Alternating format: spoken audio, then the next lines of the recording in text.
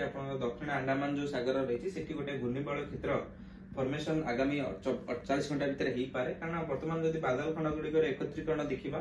सी आपंकर जो थाईलैंड तथा यार संलग्न जो अंडमान सागर रही है देखा मिलूँ जहाँकि जहाँ प्रभाव में आप 21 तारिख बेलू अंडमान सागर अंचल में गोटे घूर्णिबलय क्षेत्र सृष्टि हो पाए जहाँकि परवर्त समय आहरी घनीभूत होगा सामान तथ्य आप राज्य देखा मिलूँ कि जेहेतु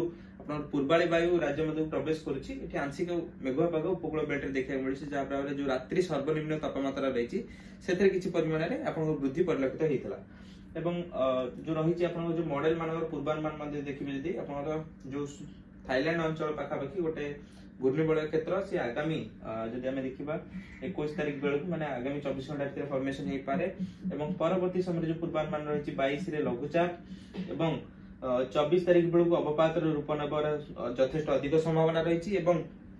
परवर्ती समय जेहेतु आहरी 2 ରୁ 3 दिन विंडो रही है देखा 25, 26, 27 3 दिन टाइम पीरियड रोचे से समुद्र भीतर आहरी घनीभूत होगापी आम गोटे छोट धरण बात्या एक्सपेक्टेशन रोचे सिस्टम टू कारण जब देखे पाणीपाग कारक अधिक सुहाऊँगी अधिक घनीभूत करने कि गोटे भल जदि देखिए आप